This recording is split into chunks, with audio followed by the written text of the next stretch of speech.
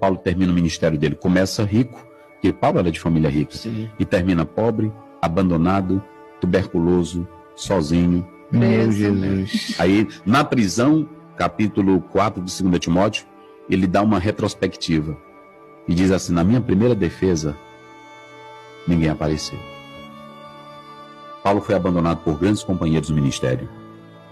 Paulo foi abandonado pela igreja. Na minha primeira defesa, ninguém apareceu. Se hoje Paulo fosse vivo, tem estatística aí, estatísticas, tantos pastores se suicidando nos Estados Unidos, tantos pastores se matando, mas você sabe o que é? Decepção não com o chamado, decepção com o próprio ministério que ele achava que ia dar o estilo de vida que ele queria. Porque eu tenho que saber que eu fui chamado para esse ministério, e nesse ministério eu não vou ter glória. Nesse ministério eu não vou ter status. Nesse ministério eu não vou ter nome. Vocês sabem qual é o maior problema?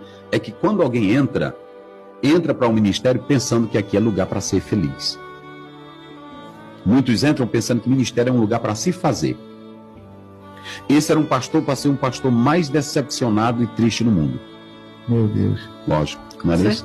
Hoje tem pastor que se um membro, aí ele pergunta, se o membro criticar ele adoece. Ele não aceita crítica, ele não aceita opinião numa reunião. Eu estou errado?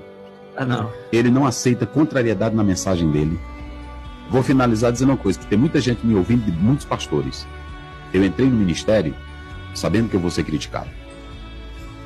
Eu entrei no ministério sabendo que tem crente que não me ama. Eu entrei no ministério e entendi que eu chego na igreja, o irmão diz assim: pastor, a irmã, agora ele está falando mal do senhor. Aí eu passo por ela: Pai do Senhor, minha santa, como é que está?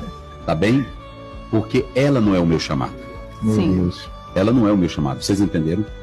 Então, se o irmão, ele pegar na internet, eu vejo aí na internet, eu não concordo com o pastor, eu não estou me importando se ele concorda. Paulo diz em Romanos 14, tenha tudo bem definido. Eu estou sabendo que eu estou pregando a palavra de Deus. Eu não estou pregando ideias minhas. Sabe qual é o maior problema? Quando eu vou para o púlpito com ideias, quando eu vou com Bíblia, eu não peço perdão. Paulo tinha decepção? Não. Paulo tinha frustração? Não. Paulo tinha lágrimas, Paulo tinha medo, Paulo tinha temores, mas ele disse assim, olhando para trás: eu combati o bom Combate. Acabei a carreira, Guardei a fé. agora o que me aguarda? Ele nunca aguardou nada daqui. Meu Deus. Sabe qual é o maior problema, pastor Felipe? É quando eu aguardo um crente me parabenizar.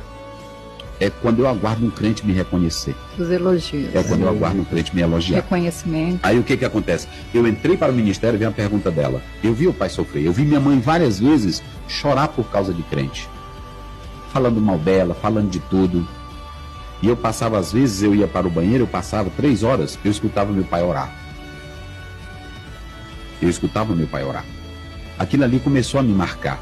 Então eu tive desejo. Eu quando fui para o ministério, na época, não tinha ainda esse glamour que tem hoje. Não tinha nada disso. Inclusive, quando eu fui, era numa época, não vou citar o nome aqui dessa igreja, que é a terceira maior hoje do Brasil, mas quando eu fui, era a igreja que estava mais sendo ridicularizada, e quando eu passava na rua, de gravata, porque eu sou de gravata. Aí o pessoal dizia, pastor vagabundo, pastor sem vergonha.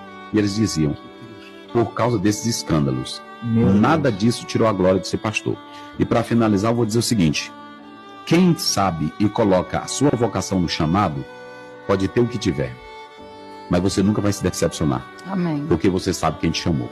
Sabe da sua vocação. Pronto, é só isso. Eu Agora, sei em quem tenho crido. Ah, verdade. Agora, quem entra para o ministério, porque é o seguinte, o papai colocou, a mamãe colocou, o porquê quer fazer a vida, ele vai se suicidar. É isso aí.